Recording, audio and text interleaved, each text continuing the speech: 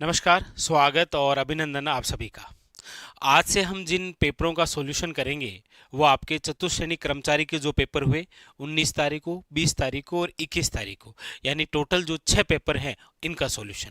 क्योंकि इन पेपरों में जो राजस्थान जीके के क्वेश्चन आए हैं मेनली हमें वो सॉल्यूशन करने हैं, क्योंकि ताकि आगामी जो एग्जाम होने वाले हैं उनके अंदर ये क्वेश्चन आपके लिए उपयोगी रहेंगे। तो आइए शुरू करते हैं। ये रहा आज के हमारे इस सेशन का पहला क्वेश्चन। क्या पूछा जा रहा है, देखिए पूछा जा रहा है आपके सामने कि वे कौन से राजस्थानी संत हैं जिनकी रचनाएं श्री गुरु ग्रंथ साहिब में भी शामिल है।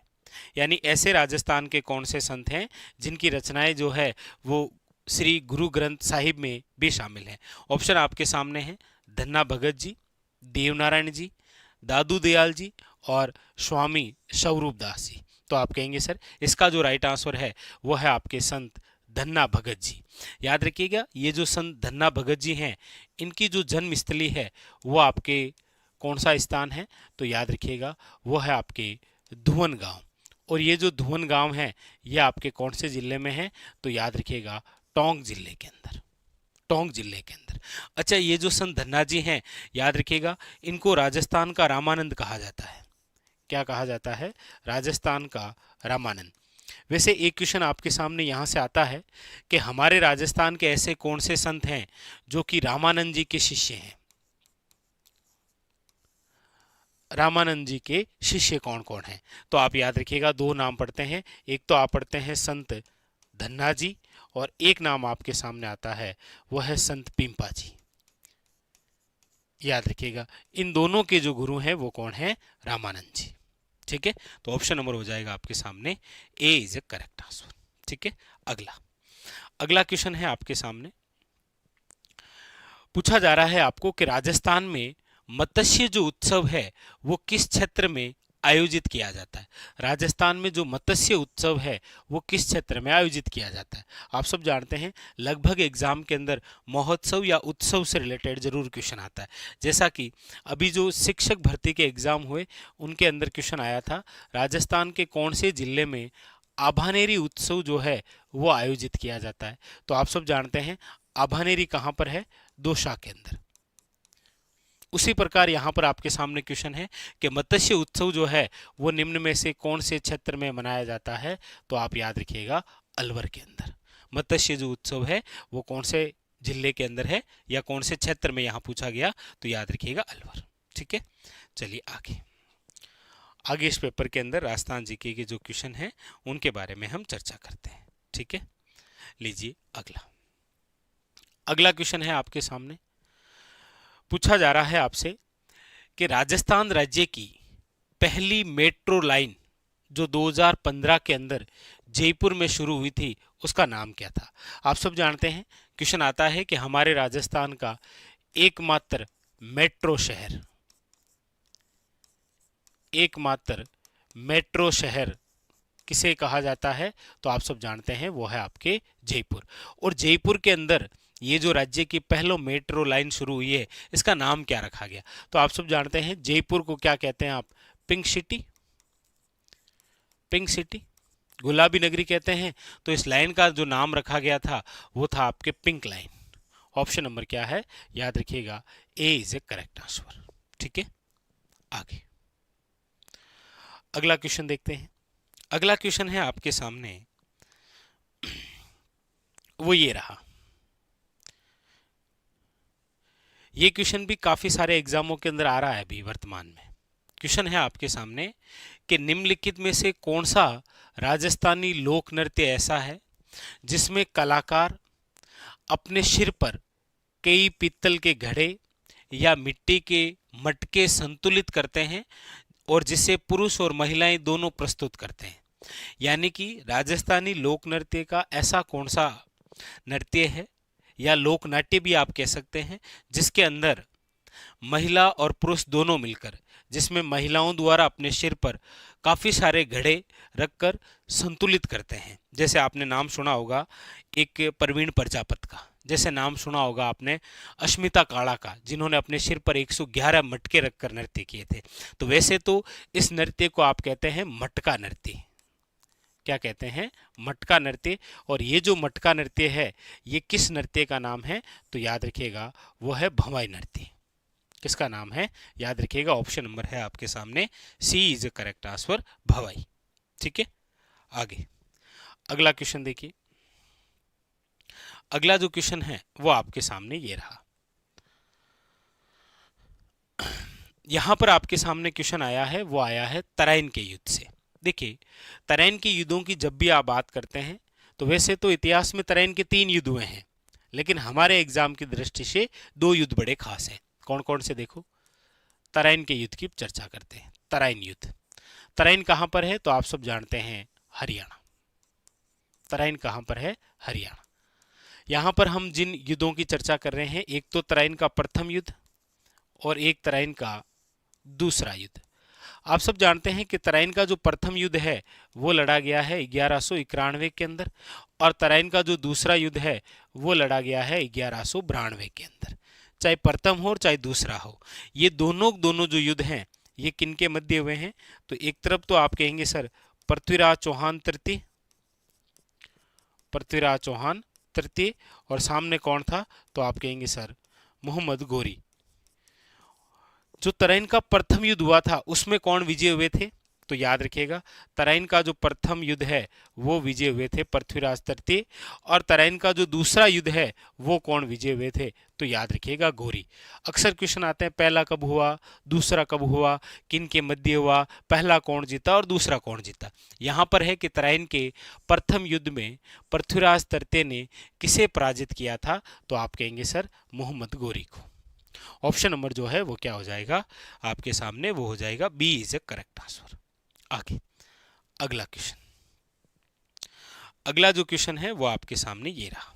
लीजिए क्या पूछा जा रहा है, देखिए।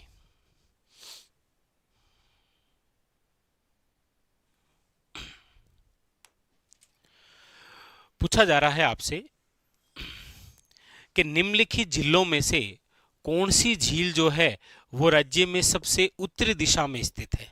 सबसे उत्तरी दिशा में कौन सी है।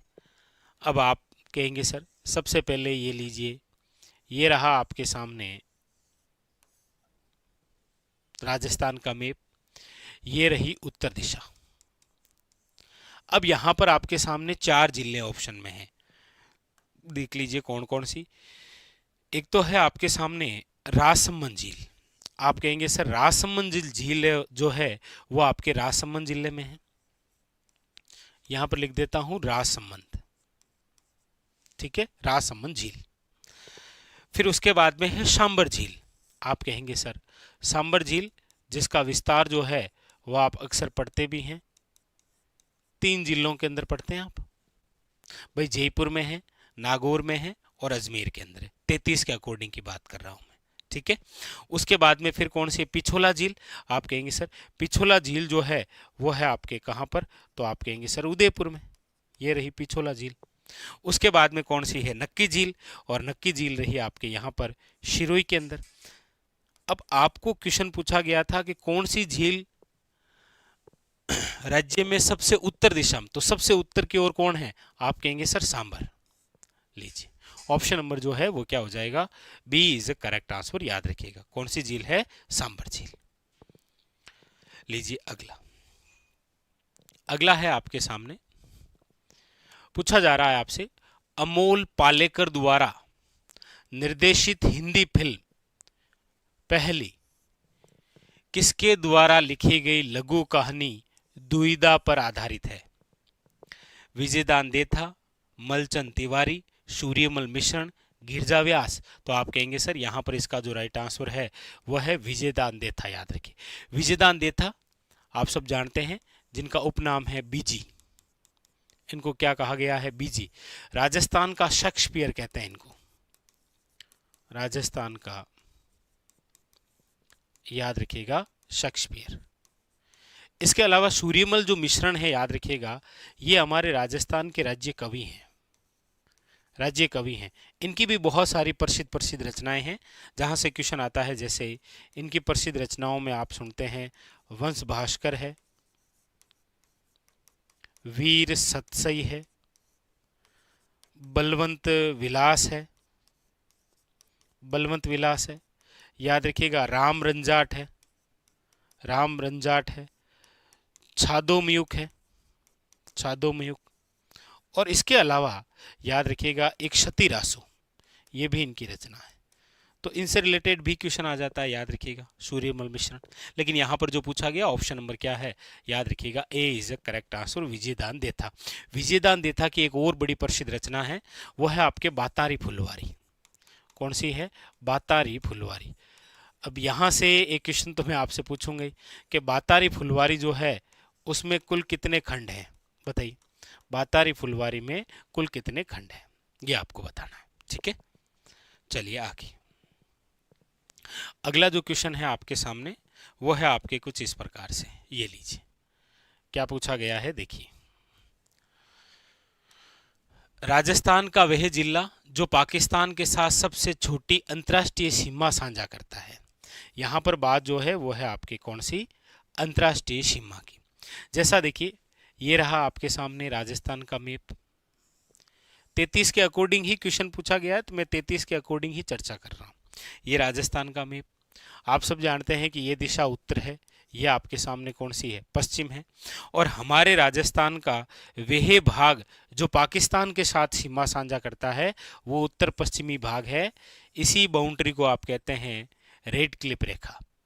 और पाकिस्तान के साथ हमारे राजस्थान की जो कुल अंतर्राष्ट्रीय सीमा है वो है, याद रखिएगा, 1070। 33 के अकॉर्डिंग यहाँ पर जो जिला है जो हमारे राजस्थान के साथ सीमा साझा करता है वह है श्री गंगानगर।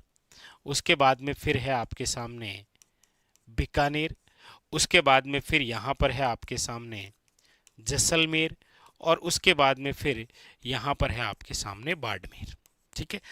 आप कहेंगे सर आपने फलोदी नहीं बताया। आपको पता होगा अभी किसी शिफ्ट में एक क्वेश्चन आया भी था कि कौन सा जिला जो है वो पाकिस्तान के साथ सीमा नहीं लगाता है। हालांकि उसमें जिला नहीं था, उसमें क्षेत्र था और उसमें फलोदी था, उसमें फलोदी था, और वही राइट था क्योंकि फलोदी सीमा नहीं लगाता है। उसके अलावा जो ऑप्शन में थे बीकानेर, बाड़मेर, गंगानगर, जैसलमेर, ये तो सारे सीमा साझा करते हैं। तो जो भी है अभी जो मामला है वो 33 के अकॉर्डिंग ही आप देखें।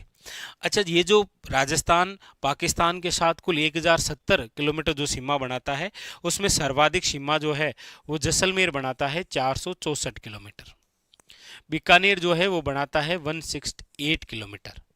और याद रखिएगा जैसलमेर जो है ये सर्वाधिक सीमा बनाने वाला है, और बीकानेर जो है ये याद रखिएगा न्यूनतम सीमा बनाने वाला जिला है। तो यहाँ पर पूछा भी यही गया कि राजस्थान का वह जिला जो पाकिस्तान के साथ सबसे छोटी अंतर्राष्ट्रीय सीमा साझा करता है वह आपके कौन सा? याद रखिएगा बीकानेर, ठीक है।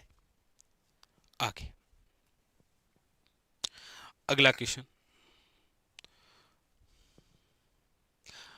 अगला क्वेश्चन आपके सामने ये रहा, लीजिए क्या पूछा जा रहा है, देखिए।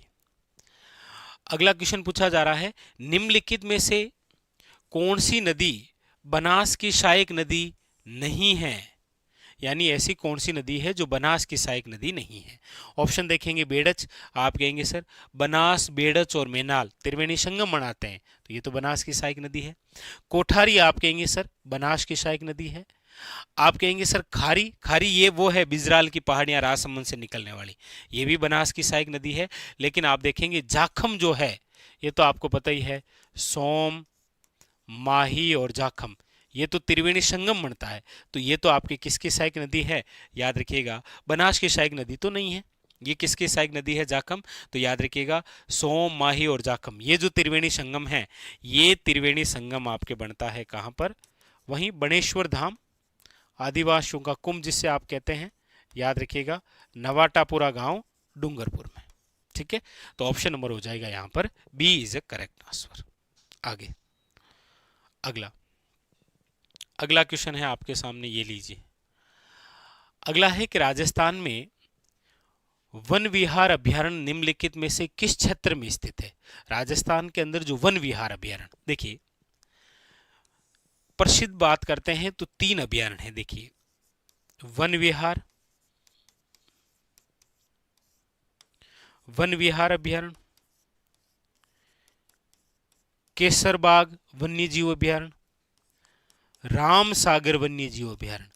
और ये जो अभयारण्य हैं, याद रखिएगा, ये तीनों आपके जिस जिले में आते हैं वो जिला है कौन सा, याद रखिएगा धौलपुर।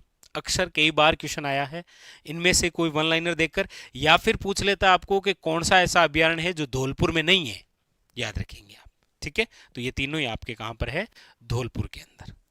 लीजिए आगे, अगला क्वेश्चन जो है वो आपके सामने ये रहा। अगला क्वेश्चन आपसे पूछा जा रहा है, निम्नलिखित में से कौन सी राजस्थानी लोक संगीत की विद्या विशेष रूप से पानी भरने से जुड़ी राजस्थानी महिलाओं की भावनाओं और अनुभव पर केंद्रित है। पानी भरन जावे जन की शुगावे। तो यहां पर सीधा सीधा दिख रहा है आपको, option number A is a correct answer, वह है पणिहारी। ठीक है, याद रखिएगा पणिहारी।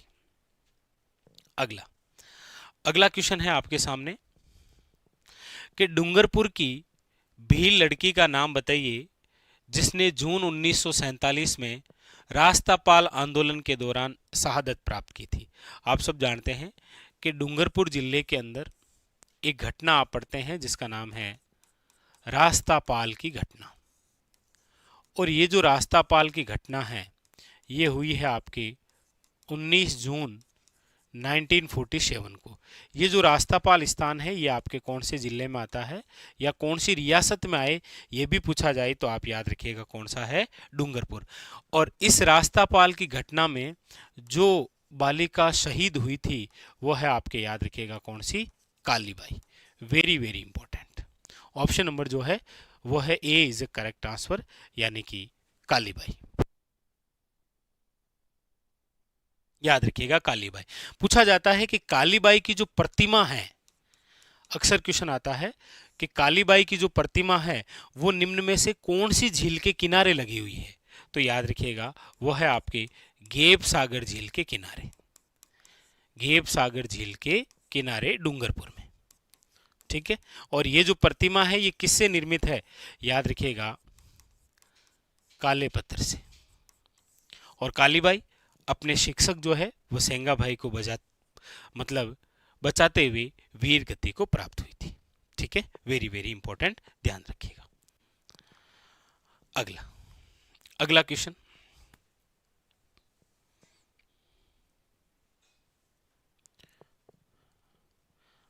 अच्छा ये मृदा संरक्षण का, लीजिए। अगला क्वेश्चन है कि राजस्थान में मृदा अपरदन एक प्रमुख चुनौती है। मृदा अपरदन का मतलब समझे क्या? राजस्थान में मृदा अपरदन का मतलब होता है मिट्टी का स्थानांतरण, जिसे कहा जाता है किसान की रेंगती हुई मृत्यु। किसान की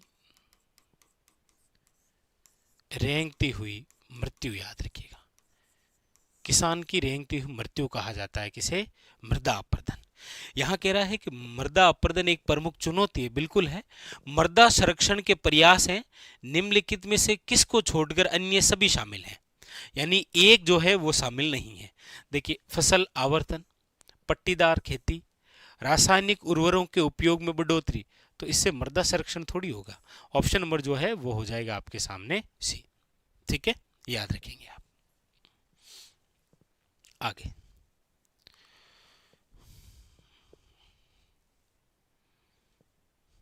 अगला है आपके सामने, यहां से ये ले, जनगणना से तो क्वेश्चन आने हैं आपके, 2011 वाली से तो आने हर एग्जाम में। भारत की जनगणना 2011 के अनुसार राजस्थान के निम्नलिखित जिलों में से किसमें महिला साक्षरता दर जो है वो सबसे कम थी? तो आप कहेंगे सर सबसे कम महिला साक्षरता जो दर है वो है आपके जालोर में। ठीक है, सबसे कम पुरुष साक्षरता जिस जिले की है वो है आपके प्रतापगढ़। ठीक है,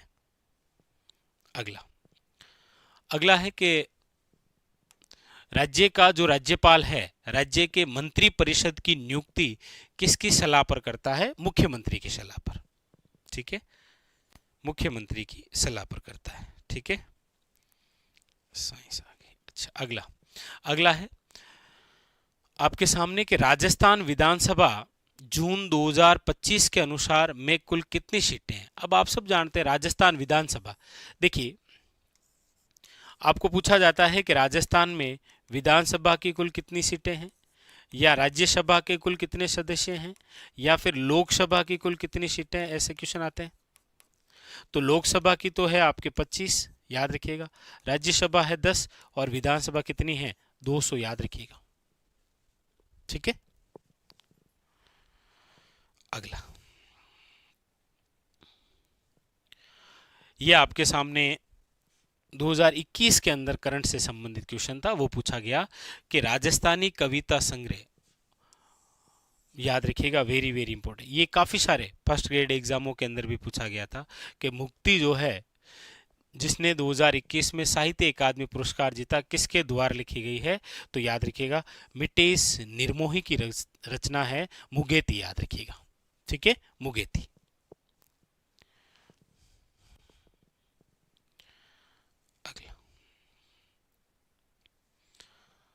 अगला है आपके सामने, ये रहा, पूछा जा रहा है कि राष्ट्रीय स्तर पर प्रसिद्ध राजस्थानी जो पोशाक है वो कौन सी है। अचकन है, अंगरखी है, जोधपुरी कोट है, मारवाड़ी पगड़ी है। तो आप कहेंगे सर इसका जो राइट आंसर है वो है आपके सामने option number C is correct answer. वो हो जाएगा कौन सा, जोधपुरी कोट। कौन सा है, याद रखिएगा, जोधपुरी कोट। ठीक है,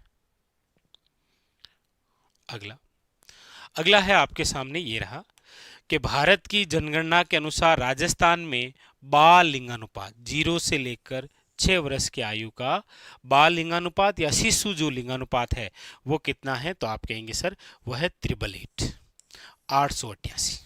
ठीक है, कि 56 मैदान राजस्थान के निम्नलिखित में से किस बेसिन से संबंधित है। 56 का मैदान, देखिए एक तो होता है आपके 56 की पहाड़ियां, ये भी क्वेश्चन आया है कई बार। तो आप कहेंगे सर 56 की जो पहाड़ियां विस्तृत है वो जिला है आपके बाड़मेर व जालोर, याद रखेंगे। 33 के अकॉर्डिंग बात कर रहा हूं। और वैसे आप सब जानते हैं कि 56 की पहाड़ियां जो है वो है सिवाना से लेकर बालोतरा, सिवाना से बालोतरा तक 56 गुम्बदाकार जो पहाड़ियां हैं, कौन सी, 56 गुम्बदाकार जो पहाड़ियां हैं उन्हें आप क्या कहते हैं, याद रखिएगा 56 की पहाड़ियां। उसी प्रकार यहां पर है आपके 56 का मैदान। आप कहेंगे सर 56 का मैदान जो विस्तृत है, याद रखिएगा सबसे पहले तो ये माही नदी जो है, माही नदी का मध्यवर्ती भाग है। माही नदी का पूछा जाता है वन लाइनर, माही नदी का मध्यवर्ती भाग क्या कहलाता है, तो आप कहेंगे सर 56 का मैदान। और 56 का मैदान जो है वो कहां कहां विस्तृत है, तो याद रखिएगा 56 का मैदान विस्तृत है आपके प्रतापगढ़,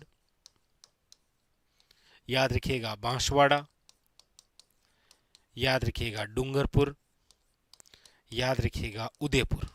आप कहेंगे सर इतने जिलों में, बिल्कुल किसी एग्जाम में ये क्वेश्चन पूछा भी गया था जहां पर इस प्रकार से ऑप्शन में था कि 56 का मैदान निम्न में से कहां कहां विस्तृत है, तो प्रतापगढ़, बांसवाड़ा, डूंगरपुर और याद रखिएगा उदयपुर जो जिले हैं यहां पर विस्तृत है आपके क्या, याद रखिएगा 56 का मैदान। और ये माही नदी का क्या है, मध्यवर्ती भाग, तो ये किसका हिस्सा हो गया, माही बेसिन का। ऑप्शन नंबर हो जाएगा बी इज करेक्ट आंसर। लीजिए आगे, अगला क्वेश्चन आपके सामने यही है। पूछा जा रहा है आपसे कि राजस्थान के कोटा, बूंदी, झालावाड़ क्षेत्रों में निम्नलिखित में से किस प्रकार की मिट्टी मुख्य रूप से पाई जाती है। यानी कोटा, बूंदी और झालावाड़, आप कहेंगे ये एरिया जो है इसे आप कहते हैं हाड़ौती क्षेत्र। और राजस्थान के अंदर ये जो हाड़ौती क्षेत्र है ये कौन से, तो आप कहेंगे सर दक्षिण पूर्वी भाग में है।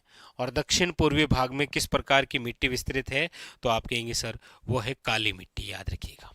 ऑप्शन नंबर क्या है, सी इज ए करेक्ट आंसर। काली मिट्टी जिसे आप याद रखिएगा कहते हैं श्वेते जुतई वाली मिट्टी, श्वेते जुतई वाली मिट्टी। और याद रखिएगा इसी मिट्टी को आप कहते हैं रेगूर मिट्टी। क्या कहते हैं, रेगूर मिट्टी। तो यहां पर जो पूछा गया ऑप्शन नंबर क्या हो जाएगा आपके सामने, सी इज द करेक्ट आंसर, काली मिट्टी। आगे आगे बढ़ते हैं। अगला जो क्वेश्चन है आपके सामने वो है, मैथ क्या आ गई, हिंदी क्या आ गई, ये लीजिए, यहां से है अगला क्वेश्चन। देखिए क्या क्या पूछा जा रहा है। क्वेश्चन है आपके सामने कि 25 मार्च 1948, 25 मार्च 1948, आप समझ गए कि सर राजस्थान का जो एकीकरण है उसका दूसरा चरण है ये, और दूसरा चरण जो है उसका नाम है आपके पूर्वी राजस्थान संघ। क्या नाम है? पूर्वी राजस्थान संघ। और ये जो पूर्वी राजस्थान संघ है कि प्रधानमंत्री कौन बने थे, ये आपसे पूछा जा रहा है कि 25 मार्च 1948 को घटित राजस्थान एकीकरण का जो दूसरा चरण है, इस दूसरे चरण के प्रधानमंत्री कौन? हीरालाल शास्त्री, शोभाराम कुमावत, गोकुलाल असावा या माणिक्यलाल वर्मा। आप कहेंगे सर दूसरे चरण के पूर्वी राजस्थान संघ के जो प्रधानमंत्री बने थे उनका नाम है गोकुलाल असावा, याद रखिएगा। एक बात आप पढ़ते हैं कि हमारे राजस्थान के जो गांधी हैं, पूछा जाता है राजस्थान का गांधी किसे कहा जाता है, तो याद रखिएगा वो है गोकुल भाई भट्ट। कौन है? गोकुल भाई भट्ट। और गोकुल भाई भट्ट का संबंध जो है वो है हातल गांव से, और ये आता है माउंट आबू शिरोई में। इनकी वजह से ही माउंट आबू का जो विलय है वो राजस्थान में हो पाया था।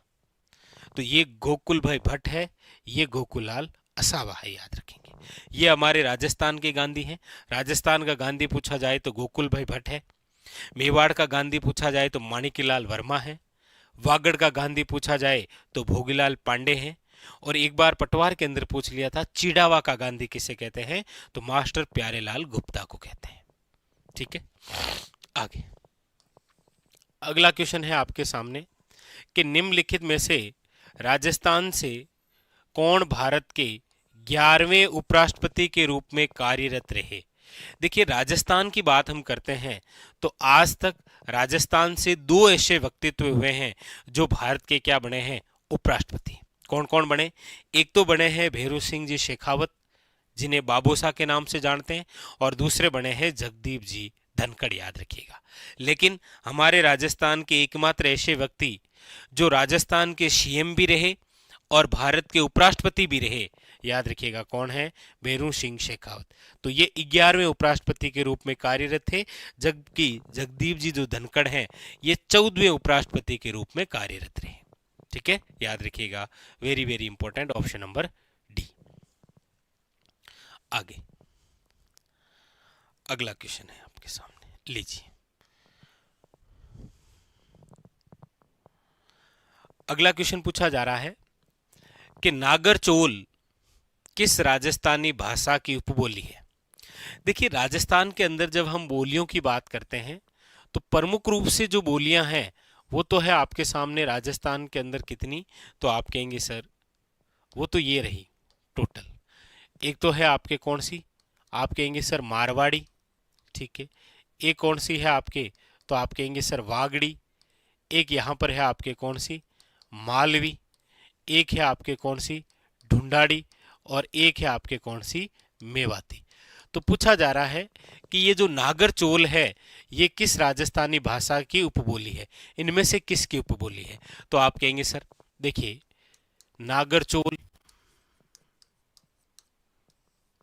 राजावटी, चौरासी, तोरावटी, ये जो सारी आपके सामने, चाहे वो आपके हाड़ोती, ये जो आपके सामने सारी उपबोलियां हैं, ये किसकी उपबोलियां हैं, तो याद रखिएगा ढूंढाड़ी की उपबोलियां हैं। चौरासी, नागरचोल, राजावटी, तोरावटी, हाड़ोती, ये सारी जिसकी उपबोलियां हैं वह है ढूंढाड़ी की, याद रखिएगा। किसकी है? ढूंढाड़ी की। तो यहां पर जो पूछा गया ऑप्शन नंबर क्या हो जाएगा? वो हो जाएगा आपके सामने D is a correct answer. आगे अगला क्वेश्चन क्या कह रहा है? अगला क्वेश्चन आपसे पूछा जा रहा है कि मोतीलाल जो मैनेरिया है के अनुसार वह काव्य ग्रंथ जिसमें हमें राजा की महानता, उसकी विजय, उसके युद्ध और उसकी वीरता का वर्णन मिलता है, उसे आप क्या कहते हैं? यानी ऐसा कौन सा काव्य ग्रंथ है जिसमें राजा की महानता भी है, उसके विजयों का उल्लेख भी है, युद्ध भी है, वीरता का वर्णन है? रासो है, वेली है, वचनिका है या जमाल है? तो आप कहेंगे सर इसका जो राइट आंसर है वो है option number A is a correct answer. याद रखिएगा रासो। जैसे आप प्रसिद्ध एक रासो पढ़ते ही हैं, कौन सा? वो है पृथ्वीराज रासो, जहां पर पृथ्वीराज चौहान के बारे में आप उनकी वीरता, आप उनके युद्धों का उल्लेख पढ़ते हैं। पृथ्वीराज रासो जिसके लेखक कौन है? तो आप कहेंगे सर चंद बरदाई, जिसको पूर्ण किसने किया था? चंद्र बरदाई के पुत्र ने, जिसका नाम था जलहण। याद रखिएगा, वेरी वेरी इंपॉर्टेंट। तो यहां पर जो पूछा गया कि वे कौन सा काव्य ग्रंथ है जिसमें राजा की महानता, विजय, युद्ध और वीरता का वर्णन है, वो है आपके सामने रासो। जैसे एक नाम और भी सुनते हैं आप, ये भी बहुत प्रसिद्ध रहा है, बिसल देव रासो। और ये जो बिसल देव रासो है, याद रखिएगा इस बिसल देव रासो के लेखक कौन है? तो याद रखिएगा नरपति नाले। कौन है? नरपति नाले। एग्जामिनर के अंदर बार बार आया था बिसल देव रासो।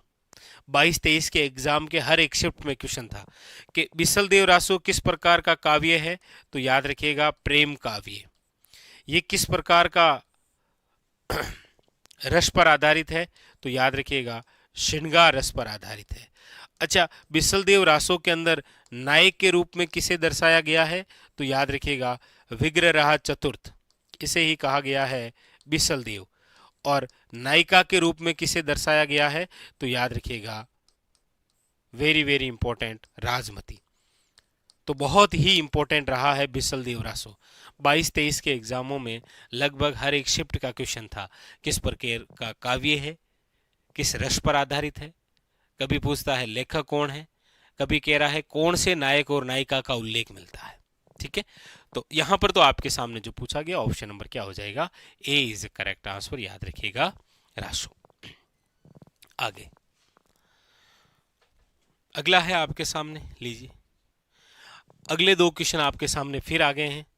क्या कह रहे हैं? आइए एक एक क्वेश्चन को जानते हैं। पूछा जा रहा है आपके सामने कि मालवी भाषा जो है को लिखने के लिए किस लिपि का प्रयोग किया जाता है? मालवी भाषा को लिखने के लिए कौन सी लिपि है? हालांकि आप समझते ही हैं, पढ़ते भी हैं कि हमारे राजस्थान में मालवी बोली और उससे रिलेटेड क्वेश्चन आता है उपबोलियों से। याद रखिएगा मालवी बोली की उपबोलियां कौन कौन सी है, यहां से क्वेश्चन आता है, जिसमें आप नाम सुनते हैं रागड़ी, नाम सुनते हैं निम्बाड़ी, नाम सुनते हैं पाटवी, नाम सुनते हैं रतलामी, नाम सुनते हैं उम्मटवाटी। निम्न में से दी गई बोलियां निम्न में से किसकी उपबोलियां हैं? याद रखिएगा मालवी की। लेकिन यहां पूछा जा रहा है मालवी भाषा को लिखने के लिए किस लिपि का प्रयोग किया जाता है? याद रखिएगा ऑप्शन नंबर बी, देवनागरी लिपि का। अगला क्वेश्चन है आपके सामने, लीजिए अगला पूछा जा रहा है आपसे कि श्रावण माह में तीज के अवसर पर राजस्थानी पुरुष किस प्रकार की पगड़ी पहनते हैं? पगड़ी की बात हो रही यहां पर। तो आप पढ़ते हैं कि प्रतिष्ठा का सूचक जिस वेशभूषा को कहा जाता है वो है पगड़ी। याद रखिएगा पगड़ी, जिसे आप अलग अलग भाषा के अंदर कह सकते हैं। जैसे पगड़ी को आप पाग भी कहते हैं, इसे आप पोत्या भी कहते हैं, इसे आप साफा भी कहते हैं, इसे आप फेंटा के नाम से भी जानते हैं। अलग अलग क्षेत्र में अलग अलग नाम से जानते हैं।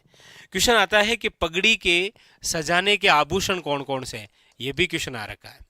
तो याद रखिएगा पगड़ी के जो आभूषण हैं उसमें देखिए शिरपेच है, मोड़ है, तूरा है, कलंगी है, ये सारे के सारे जो हैं ये आपके क्या हैं, तो याद रखिएगा पगड़ी सजाने के आभूषण हैं।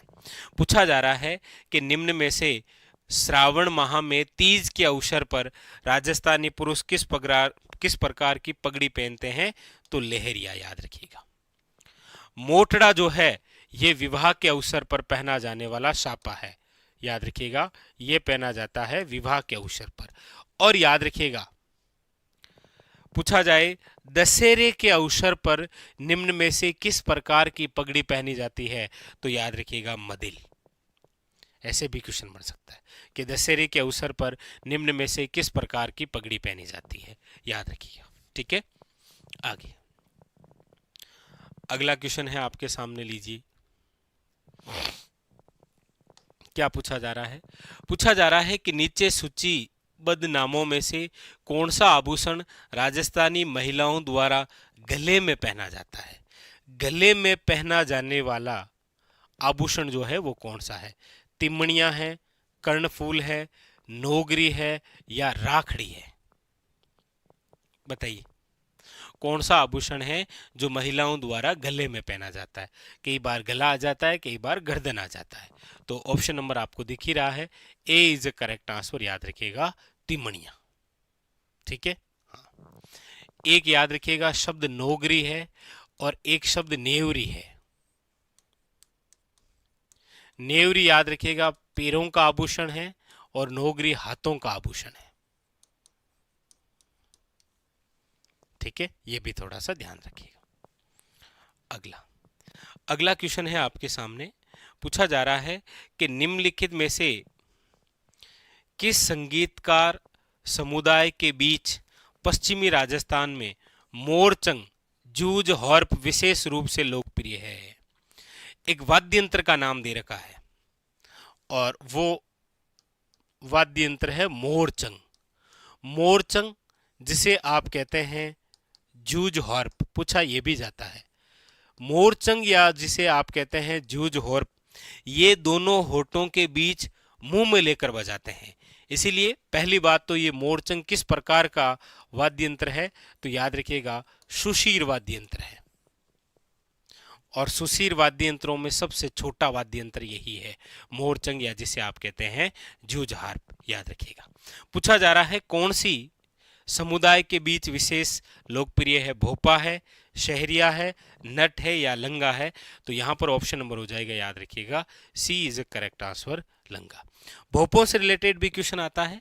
पूछा जाता है आपको कि फड़ का वाचन निम्न में से करते हैं, तो याद रखिएगा फड़ का वाचन भोपे ही करते हैं। फड़ का वाचन कौन करते हैं? भोपे करते हैं। ठीक है, लीजिए आगे अगले क्वेश्चन की बात करते हैं। अगला क्वेश्चन है आपके सामने, वीर तेजाजी का मुख्य मंदिर राजस्थान में निम्नलिखित में से किस स्थान पर स्थित है? वीर तेजाजी,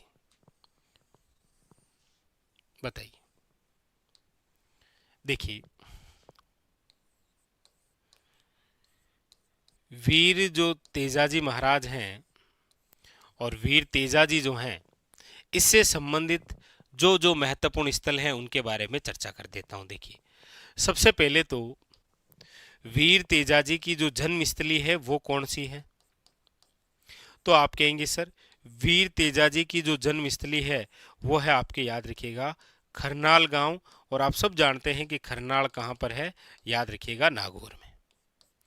दूसरा बिंदु है इनसे रिलेटेड, वो है कि वीर तेजाजी की जो कर्मस्थली है वो कहां पर है, तो याद रखिएगा वो है आपके बांसी दुगारी। और बांसी दुगारी जो है ये कहां पर है, तो याद रखिएगा बूंदी में। बांसी दुगारी जो है वो कहां पर है? बूंदी में। उसके बाद में फिर वीर तेजाजी जो हैं इनका जो ससुराल है वो कहां पर है, तो याद रखिएगा पन्नेर। पन्नेर जो है वो कहां पर है आपके, तो आप कहेंगे सर अजमेर। ये लो ससुराल है पन्नेर, पन्नेर है आपके कहां पर? अजमेर में। अगली बात, ये जो वीर तेजाजी हैं, इनको वासक नामक जो नाग था उन्होंने कहाँ पर डसा था? तो वैसे तो शरीर के जिस अंग पर डसा था वो थी जीवा, जीभ पर, लेकिन वो स्थान कौन सा था? तो याद रखिएगा वो था आपके सेंद्रिया। स्थान कौन सा था? सेंद्रिया। लेकिन पूछा जाए कि तेजाजी की मृत्यु जो स्थली है वो कौन सी है, तो याद रखिएगा वो है सुरसुरा। कौन सी है? सुरसुरा, अजमेर। और उसके बाद में वीर तेजाजी का जो पशु मेला है वो निम्न में से कहां पर भरता है? तो याद रखिएगा वो भरता है परबसर।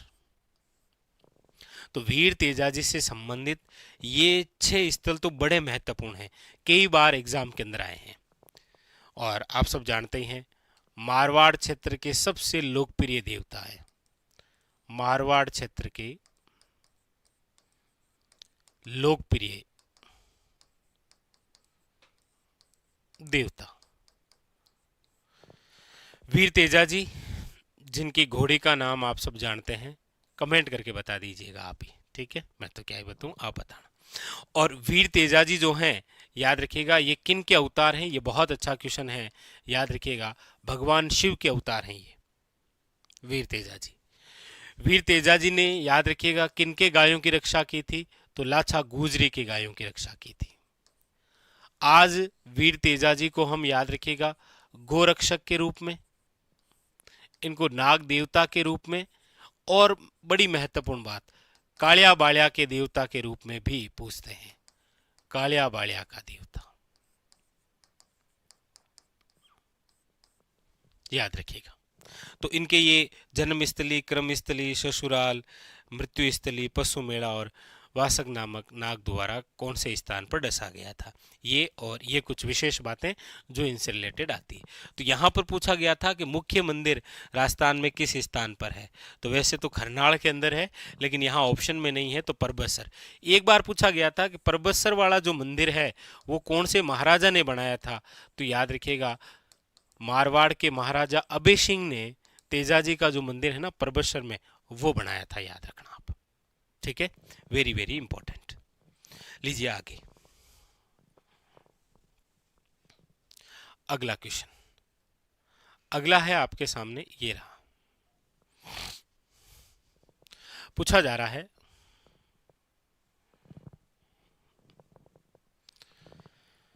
लीजिए कि राजस्थान के निम्नलिखित में से किस क्षेत्र में रणकपुर जमई बांध महोत्सव 2025 मनाया गया? अब मेरे हिसाब से ये बताने की आवश्यकता नहीं है। देखिए, जैसे पूछा गया था कि आभानेरी उत्सव जो है वो कौन से जिले में मनाया गया, तो आभानेरी आप सब जानते हैं कहाँ पर है? दौसा में। जैसे एग्जाम ने पूछा था एग्जामिनर द्वारा कि मत्स्य उत्सव निम्न में से कौन से जिले में था, तो अलवर के अंदर। यहाँ पर पूछ रहा है रणकपुर जमई बांध, आप सब जानते हैं कहाँ पर है ये, तो आप कहेंगे ऑप्शन नंबर डी, पाली के अंदर है ये, ठीक है? अगली बात, अब देखिए अगली बात है आपके सामने कि राजस्थान में जलोढ़ मिट्टी के बारे में निम्नलिखित में से कौन सा कथन जो है वो सही है? जलोढ़ मिट्टी के बारे में कौन सा कथन जो है वो सही दे रखा है? यहां पर ध्यान दीजिए, सही है ना, वो ही पूछा है। ये कम उपजाऊ है, आप कहेंगे नहीं सर, जलोढ़ मिट्टी तो राजस्थान में सर्वाधिक उपजाऊ मिट्टी है, लेकिन ये कह रहा है कम है, तो ये तो गलत दे रखा है यहाँ। ये मिट्टी गेहूं, कपास, सरसों और तंबाकू के लिए उपयुक्त नहीं है। क्यों नहीं है? पूर्वी मैदान में है और उपयुक्त है, ये गलत दे रखा है यहाँ। ये कैल्शियम, फास्फोरस, पोटास, लोहे तत्वों से भरपूर है, इसमें नाइट्रोजन की कमी होती है। आप कहेंगे बिल्कुल सर, आप बात सही है, N2 की तो कमी ही है, चाहे जलोढ़ हो और चाहे आपके कौन सी हो, काली हो। इसे रेगूर मिट्टी के नाम से जानते हैं, रेगूर मिट्टी के नाम से काली मिट्टी को जानते हैं। जलोढ़ मिट्टी को आप कछारी मिट्टी कहते हैं, इसे आप दोमट मिट्टी कहते हैं, इसे डेल्टाई मिट्टी कहते हैं, इसे आप बाढ़ वाली मिट्टी कह सकते हैं। तो ये भी क्या है? गलत। तो सही पूछा गया था, सही केवल एक ही है, ऑप्शन नंबर सी, ठीक है? अगला अगला है आपके सामने कि राजस्थान की जलवायु को निम्नलिखित में से कौन सा कारक प्रभावित नहीं करता है, यानी राजस्थान की जो जलवायु है उसको प्रभावित करने वाला कारक नहीं है। देखिए, समुद्र से दूरी और समुद्री तल से ऊंचाई ये दोनों ही प्रभावित करते हैं।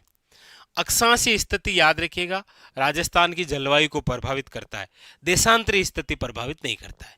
पवन की दिशा बिल्कुल राजस्थान की जलवायु को प्रभावित करता है, लेकिन राज्य में बोली जाने वाली बोलियां जलवायु को प्रभावित नहीं करती है। ऑप्शन नंबर यहां पर क्या है, याद रखिएगा डी इज करेक्ट।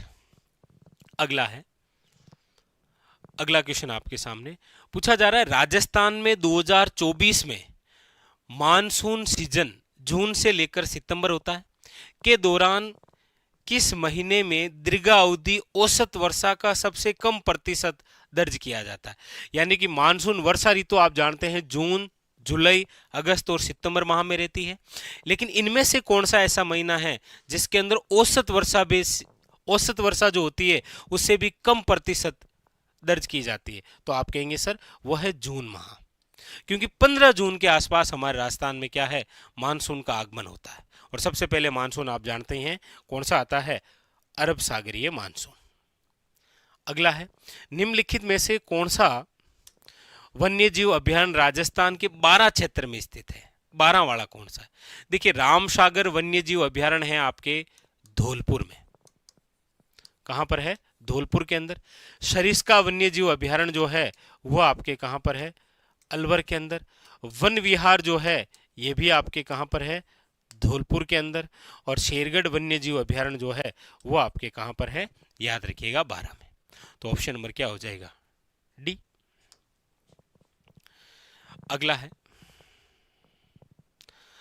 अगला आपके सामने कि मनसा माता संरक्षण रिजर्वे जो है, यानी कि मनसा माता जो कंजर्वेशन रिजर्वे है राजस्थान के निम्नलिखित में से किस क्षेत्र में स्थित है। तो आप कहेंगे सर मनसा माता कंजर्वेशन जो रिजर्वे है वो है आपके, याद रखिएगा, झुंझुनू में। अक्सर कंजर्वेशन रिजर्वे से रिलेटेड जरूर आता है, जिसके अंदर देखो 2 तो नागौर वाले भी आप याद रखें, काफी बार आए हैं। एक तो गोगेलाव और एक रोड टू कंजर्वेशन रिजर्वे राजस्थान के कौन से, तो याद रखिएगा नागौर में। एक याद रखिएगा देश का प्रथम कुर्जा जो कंजर्वेशन रिजर्वे है वो कहां पर है, तो याद रखिएगा खिंचन में। खिंचन आप सब जानते हैं जून 2025 के अंदर रामसर साइड में शामिल किया गया। तो ये और इम्पोर्टेंट हो जाएगा आपके एग्जाम के लिए, आगामी एग्जाम में। और इसके साथ में मेनार गांव को भी शामिल किया गया था, याद रखिएगा, उदयपुर वाला। ठीक है, तो वो भी खास है। अगला है आपके सामने कि निम्नलिखित में से कौन सी झील अलवर राजस्थान में स्थित है। इनमें से कौन सी झील जो है वो अलवर के अंदर है। पहला ऑप्शन है सिल्लीसेठ झील। आप कहेंगे सर सिल्लीसेठ झील, जिसे हम राजस्थान का नंदन कानन कहते हैं, बहुत इंपॉर्टेंट। निम्न में से कौन सी झील को राजस्थान का नंदन कानन कहा गया है, सिल्लीसेठ झील, जो कि आपके कहां पर है, राजस्थान के अलवर जिले में। ठीक है, अगला है कि निम्नलिखित में से कौन सा राज्य माही नदी बेसिन का हिस्सा नहीं है। माही नदी बेसिन का हिस्सा नहीं है। आप सब जानते हैं कि माही नदी का उद्गम जो है वो कहां से होता है, तो आप कहेंगे सर एमपी राज्य से। उसके बाद में फिर प्रवेश कौन से राज्य में, फिर होता है आपके, याद रखिएगा, राजस्थान। उसके बाद में फिर ये कहां जाती है आगे, प्रवाह क्षेत्र, तो याद रखिएगा वो है आपके गुजरात। यानी कि एमपी, राजस्थान और गुजरात के अंदर किसका, माही का। एमपी से निकलती है, फिर राजस्थान, फिर गुजरात। किसका हिस्सा नहीं है, तो आप कहेंगे सर उत्तर प्रदेश का। याद रखिएगा माही नदी बेसिन का हिस्सा नहीं है, यूपी नहीं है।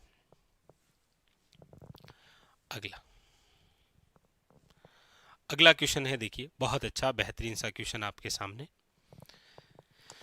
कि भारत की जनगणना 2011 के अनुसार राजस्थान की जो कुल जनसंख्या है भारत की कुल जनसंख्या का कितने प्रतिशत है। लीजिए, राजस्थान की जो जनसंख्या है वो भारत की जनसंख्या का कितना प्रतिशत हिस्सा है, 5.66%। जैसे आपसे पूछा जाता है ना कि राजस्थान का जो क्षेत्रफल है भारत के कुल क्षेत्रफल का कितना है, तो याद रखिएगा वो आता है 10.41%। भाई राजस्थान का जो क्षेत्रफल है वो आपके सामने ये रहा, वर्ग किलोमीटर में है ना। तो हमेशा ही पूछा जा रहा है और इस बार ऐसे पूछ लिया कि राजस्थान की जो जनसंख्या है वो भारत के कुल जनसंख्या का कितना प्रतिशत है, 5.66%। ठीक है। अगला अगला क्वेश्चन है आपके सामने, देखिए कि राजस्थान में राणा प्रताप सागर बांध किस नदी पर बना हुआ है। राणा प्रताप सागर बांध, आप कहेंगे सर राणा प्रताप सागर जो बांध है वो वैसे तो बना हुआ तो है कहां पर, रावत भाटा चित्तौड़गढ़, याद रखिएगा, रावत भाटा चित्तौड़गढ़ में, इंपॉर्टेंट। और कौन सी नदी पर है, तो आप कहेंगे सर यह है चंबल नदी पर। याद रखिएगा राजस्थान में भराव क्षमता के आधार पर, भराव क्षमता के आधार पर सबसे बड़ा बांध है ये। ठीक है, तो ये कौन सी नदी पर हो जाएगा, ऑप्शन नंबर हो जाएगा C is a correct answer, Chambal नदी पर। आगे आगे है आपके सामने, लीजिए अगला क्वेश्चन है कि राजस्थान के निम्नलिखित जिलों में सागवान के वृक्षों का वन सर्वाधिक पाया जाता है। सागवान आप सब जानते हैं हमारे राजस्थान के अंदर पाई जाने वाली इमारती लकड़ी है ये सागवान। और सागवान के वन जो हैं वो राजस्थान के अंदर आपको मिलेंगे, खासकर दक्षिण और दक्षिण पूर्वी के अंदर भी। ठीक है, यहाँ पर जो ऑप्शन दे रखा है उसमें हो जाएगा ए इज ए करेक्ट आंसर। एक तो सागवान और एक आपको पूछा जाता है राजस्थान में सदाबहार वन कहाँ पर देखने को मिलते हैं, तो याद रखिएगा माउंट आबू क्षेत्र में, माउंट आबू में। ठीक है, तो यहाँ पे क्या पूछा जा रहा है, पूछा जा रहा है आपसे कि 2011 की जनगणना के अनुसार राजस्थान में 10 लाख से कम जनसंख्या वाले जिले थे। यानी कि बात हो रही है 2011, और 2011 के अनुसार राजस्थान जनसंख्या, और राजस्थान की जनसंख्या में बिंदु भी है जनसंख्या। तो राजस्थान की जनसंख्या से रिलेटेड क्वेश्चन पूछा गया कि ऐसे कितने जिले हैं जहां पर जनसंख्या जो है वो 10 लाख से कम है। देखिए सबसे पहले तो आपको पूछा जा सकता है कि राजस्थान का एकमात्र ऐसा जिला जिसकी जनसंख्या 50 लाख से बाहर है, वो एकमात्र है कौन सा, याद रखिएगा जयपुर। जयपुर की जनसंख्या है 66.26 लाख। तो आपको पूछने में ऐसे भी पूछ सकता है कि राजस्थान का एकमात्र ऐसा जिला जिसकी जनसंख्या 50 लाख से अधिक है, वो केवल एक ही है, कौन सा, जयपुर। अच्छा, पूछने का तरीका भी दूसरा होता है। पूछने का तरीका कई बार ऐसे भी हो सकता है कि राजस्थान में निम्न में से वह जिला जिसकी जनसंख्या जो है वो 5 मिलियन से अधिक है, 5 मिलियन से अधिक। तो 5 मिलियन का मतलब हो गया है 50 लाख। तो 50 लाख से अधिक केवल एक ही है, कौन सा, जयपुर। यहां पर भी आपके सामने पूछा गया है कि 10 लाख से कम जनसंख्या वाले जिले कौन से हैं। तो आप सब जानते हैं कि राजस्थान में सबसे कम जनसंख्या वाला जो जिला है वो है आपके जैसलमेर। जैसलमेर की है 6.69 लाख। उसके बाद में फिर आपके सामने है प्रतापगढ़। प्रतापगढ़ जिले की जनसंख्या है 8.67 लाख। तो हमारे राजस्थान के दो ऐसे जिले हैं जिनकी जनसंख्या जो है वो क्या है, 10 लाख से कम है। अच्छा, पूछने का तरीका ऐसा भी हो सकता है कि राजस्थान के वे दो जिले जिनकी जनसंख्या 1 मिलियन से कम है, तो 1 मिलियन से कम वाले दो हैं, कौन कौन से, जैसलमेर और प्रतापगढ़। यानी कि ऑप्शन नंबर जो है वो क्या हो जाएगा यहाँ पर, याद रखिएगा D is a correct answer. तो पूछने का तरीका ये भी हो सकता है और ऐसे हो सकता है। ठीक है, आइए आगे चलते हैं। अगला क्वेश्चन, अगला क्वेश्चन है आपके सामने, निम्नलिखित में से कौन राजस्थान के सबसे लंबे समय तक सेवा देने वाले मुख्यमंत्री रहे। यानी कि राजस्थान में सबसे लंबे समय तक सीएम कौन रहे। सीएम से रिलेटेड देखिए क्वेश्चन है काफी सारे। देखिए एक तो क्वेश्चन बनता है कि राजस्थान में फर्स्ट सीएम, तो आप कहेंगे सर राजस्थान के जो प्रथम सीएम बने वो थे आपके कौन, हीरालाल शास्त्री। लेकिन ये जो प्रथम सीएम बने थे हीरालाल शास्त्री, याद रखिएगा ये मनोनीत से, मन से चुने गए थे। इसीलिए आपको पूछता है कि राजस्थान के फर्स्ट सीएम बट कौन से, निर्वाचित कौन, तो याद रखिएगा वो है आपके टिक्काराम पालीवाल, टिक्काराम पालीवाल। ये दो क्वेश्चन हो गए। अब यहां से एक क्वेश्चन बनता है कि राजस्थान के एकमात्र ऐसे सीएम जो मनोनीत भी रहे और निर्वाचित सीएम भी बने, तो मनोनीत प्लस निर्वाचित दोनों तरीके से सीएम बनने वाले एकमात्र जो व्यक्ति हैं उनका नाम है डॉक्टर जे नारायण व्यास। ये याद रखें आप, वो कौन है, डॉक्टर जे नारायण व्यास। अगली बात, सर्वाधिक लंबे समय तक, तो आप कहेंगे सर सर्वाधिक लंबे समय तक, सर्वाधिक लंबे समय तक सीएम, यानी कि लगभग 17 वर्षों तक सीएम रहे और वह व्यक्ति कौन है, तो आप कहेंगे सर मोहनलाल सुखाड़िया। कौन है, मोहनलाल सुखाड़िया।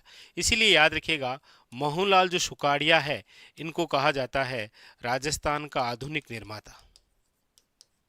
क्या कहा जाता है, राजस्थान का आधुनिक निर्माता।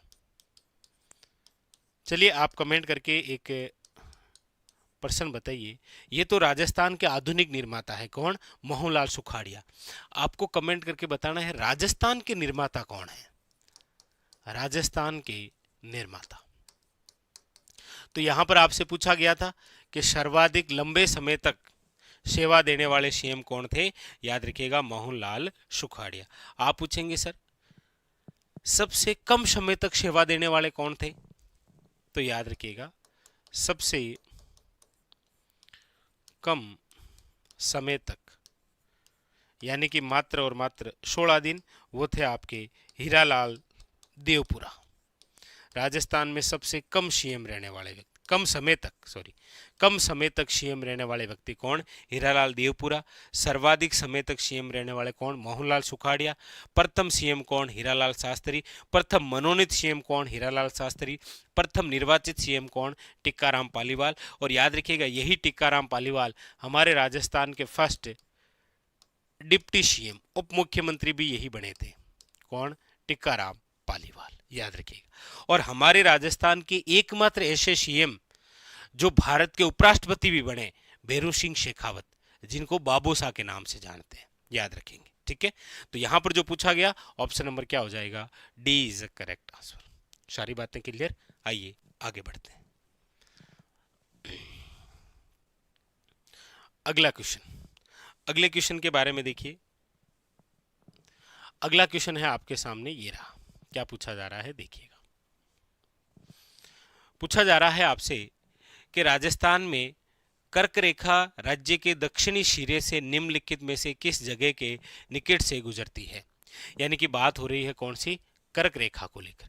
देखिए कर्क रेखा का दूसरा नाम क्या है, तो आप कहेंगे सर 23 डिग्री 30 मिनट उत्तरी अक्षांश।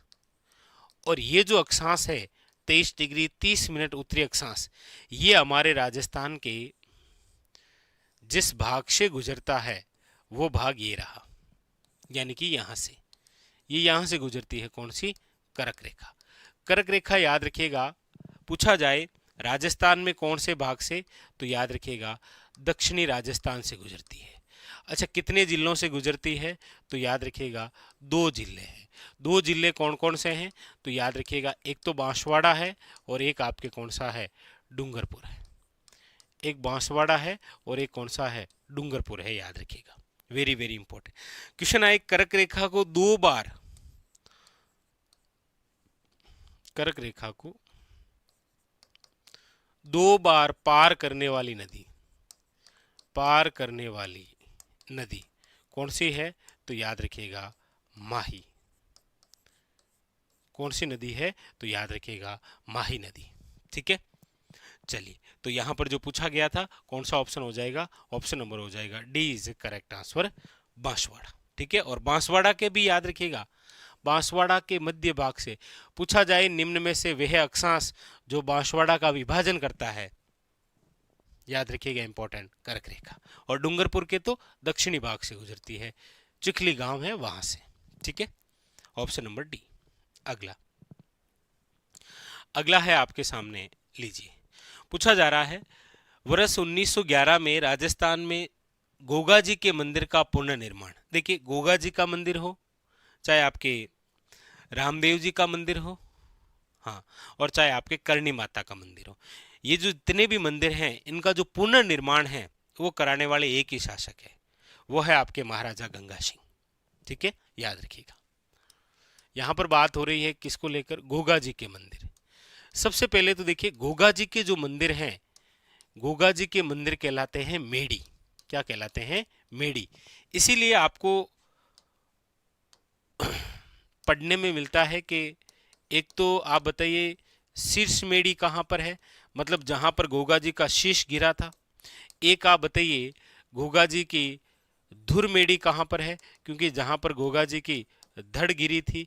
और एक पूछा जाता है गोगा जी की लघु मेड़ी कहां पर है, जहां पर ये अर्जुन और सर्जन का पीछा करते हुए कुछ दिनों के लिए ठहरे थे। तो शीर्ष मेड़ी तो है, याद रखिएगा, ददरेवा, ददरेवा चूरू। धुर मेड़ी जो है वो है आपके गोगा मेड़ी, याद रखिएगा, हनुमानगढ़, गोगा मेड़ी हनुमानगढ़। और ये जो लघु मेड़ी है ये है आपके खिलोरियों की ढाणी, खिलोरियों की ढाणी, सांचोर, जालोर, याद रखिएगा। ठीक है, वेरी वेरी इंपॉर्टेंट, याद रखिएगा। गोगा जी किनके समकालीन थे, तो याद रखिएगा गजनवी के। गजनवी ने ही गोगा जी को जहार पीर की संज्ञा दी थी। पूछा गया कि ये जो मंदिर है ये इसका पुनर्निर्माण किसने करवाया था, महाराजा गंगा सिंह ने, याद रखिएगा। बाकी इस मंदिर का जो निर्माण है वो तो करवाया था फिरोज शाह तुगलक ने, याद रखिएगा, फिरोज शाह तुगलक। इसीलिए तो यहां पर एक नाम अंकित है, कौन सा, बिस्मिल्लाह। कौन सा नाम अंकित है, बिस्मिल्लाह नाम अंकित है, याद रखिएगा। अल्लाह नाम तो आपके चित्तौड़गढ़ के अंदर जो बना हुआ है ना विजय स्तंभ, वहां पर अंकित है, तो यहां पर बिस्मिल्लाह अंकित है। तो यहां पर जो पूछा गया ऑप्शन नंबर क्या हो जाएगा, ए। अगला अगला है आपके सामने, लीजिए, पूछा जा रहा है कि वाद्य यंत्र है खड़ताल। खड़ताल सामान्यतः निम्नलिखित में से किस सामग्री से बना हुआ है। देखिए, खड़ताल नामक जो वाद्य यंत्र है, सबसे पहले तो ये किस प्रकार का वाद्य यंत्र है, कमेंट करिएगा, किस प्रकार का वाद्य यंत्र है भाई। दूसरा, इसके जादूगर कौन है, तो याद रखिएगा नाम मिलता है सदिक खां मांगणियार, सदिक खां मांगणियार। और ये कैसे बनता है, तो आप कहेंगे सर चौकोर लकड़ी होती है, पता ही है आपको। तो यहां पर ऑप्शन नंबर क्या हो जाएगा, option number C is correct answer. ठीक है, लीजिए आगे अगला क्वेश्चन। अगला क्वेश्चन है आपके सामने, लीजिए, ये रहा। पूछा गया आपके सामने कि राजस्थान के निम्नलिखित स्थानों में से कहां जल शक्ति मंत्रालय द्वारा वाटर विजन 2047 विषय दूसरा अखिल भारतीय राज्य मंत्री सम्मेलन आयोजित किया गया था। ये कहां पर आयोजित किया गया था, तो याद रखिएगा उदयपुर। उदयपुर जिसे आप कहते हैं राजस्थान के अंदर व्हाइट सिटी, सफेद शहर, याद रखिएगा, जिसे आप कहते हैं जिलों की नगरी। और ये हमारे राजस्थान का वह शहर है जिसे रामसर शहर का दर्जा दिया गया। कौन सा, याद रखिएगा उदयपुर। ठीक है, ऑप्शन नंबर सी। आगे अगला क्वेश्चन देखिए क्या है। हाँ, लीजिए, अगला क्वेश्चन आ गया है आपके सामने, ये रहा। पूछा जा रहा है निम्नलिखित में से किस स्थान पर, निम्नलिखित में से किस स्थान पर स्वामी केशवानंद का जन्म राजस्थान में हुआ है। देखिए स्वामी केशवानंद जिसे राजस्थान के अंदर शिक्षा संत की उपाधि है, जिन्हें शिक्षा संत कहा गया है, वह है स्वामी केशवानंद, जिनकी जन्मस्थली जो है वो है आपके याद रखिएगा मंगलूना गांव, जो कि आता है आपके सीकर में। इन्हीं के प्रयासों से मरुस्थल जैसे एरियो में, मरुस्थल जैसे क्षेत्र में सैकड़ों स्कूलें खोली गई थी। शिक्षा संत के नाम से प्रसिद्ध है कौन? स्वामी केशवानंद जी। मंगलूना गांव है, याद रखिएगा। ऑप्शन नंबर क्या है? डी। अगला है आपके सामने कि पंडित जवाहरलाल नेहरू द्वारा राजस्थान के संयुक्त राज्य का उद्घाटन कब किया गया? यानी पंडित जवाहरलाल नेहरू द्वारा कौन सा? संयुक्त राजस्थान संघ। संयुक्त राजस्थान संघ का मतलब आप समझ ही गए हैं, ये तीसरा चरण है। कौन सा? तीसरा चरण। और तीसरे चरण के अंदर जो रियासत जोड़ी गई थी वो कौन सी थी? उदयपुर। तो पंडित जवाहरलाल नेहरू द्वारा राजस्थान के संयुक्त राज्य का उद्घाटन कब किया गया था? तो आप कहेंगे सर वह है आपके 18 अप्रैल 1948। ऑप्शन नंबर जो है वो क्या हो जाएगा? डी। आगे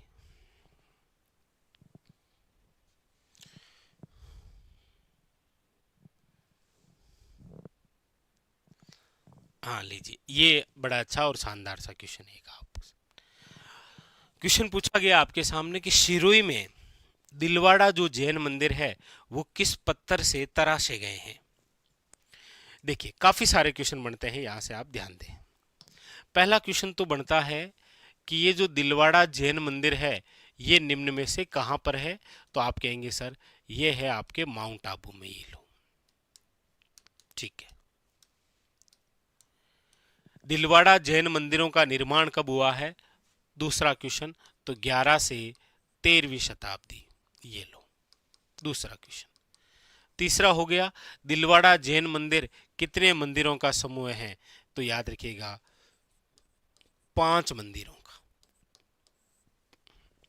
ये क्वेश्चन पूछा गया, दिलवाड़ा जैन मंदिर कितने मंदिरों का समूह है? 5 मंदिरों का। 5 मंदिर कौन कौन से हैं? तो देखिए विमल शाही जैन मंदिर, ठीक है, लूणव शाही जैन मंदिर, पितलहर जैन मंदिर, पार्श्वनाथ जैन मंदिर और महावीर स्वामी जैन मंदिर। ये 5 जैन मंदिर हैं। और इनको किस पत्थरों से तराशा गया है? तो याद रखिएगा सफेद संगमरमर। ऑप्शन नंबर जो है वो क्या है? याद रखिएगा बी इज करेक्ट आंसर। ठीक है, आगे अगला क्वेश्चन। अगला क्या कह रहा है देखिए,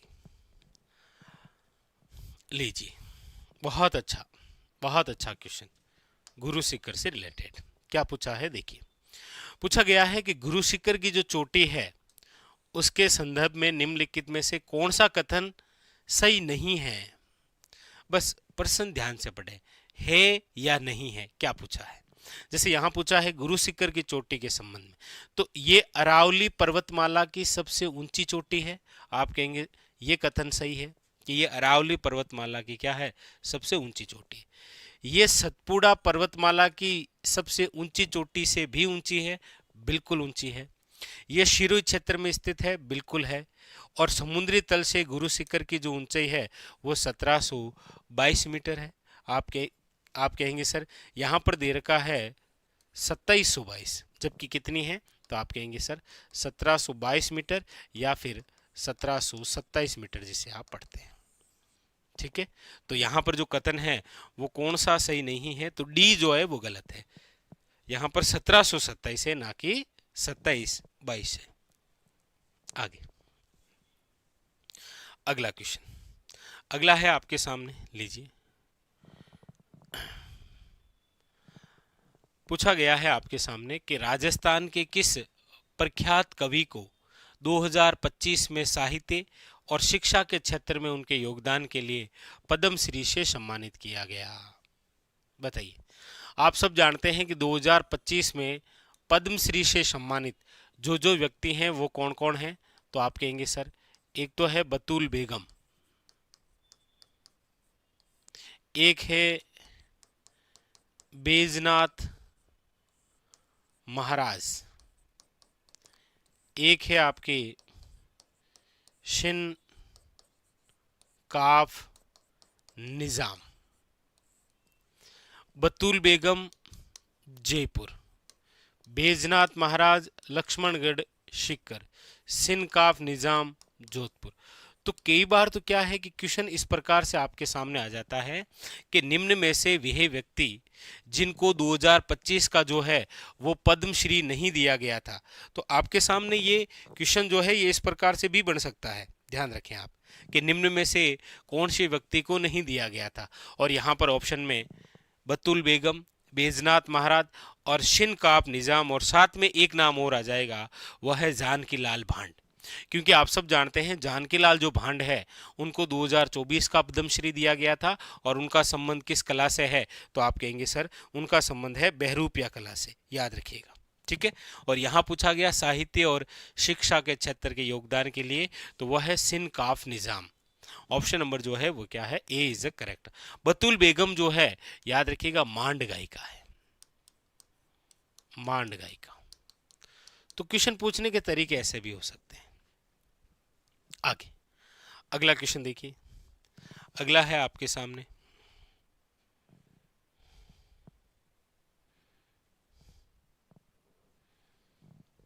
अच्छा ये रहा, ठीक है, लीजिए अगला क्वेश्चन है आपके सामने, निम्नलिखित में से कौन से राजस्थान के हाड़ौती पठार, यानी कि कौन से स्थान जो हैं वो आपके राजस्थान के हाड़ौती पठार क्षेत्र में आते हैं। आप कहेंगे सर ये राजस्थान का मैप रहा, और इस राजस्थान के मैप में ये जो एरिया है वो हाड़ौती है, यानी कौन सा, दक्षिण पूर्वी भाग। और दक्षिण पूर्वी भाग में कौन कौन से, तो कोटा संभाग है, कोटा, बूंदी, बारा, झालावाड़।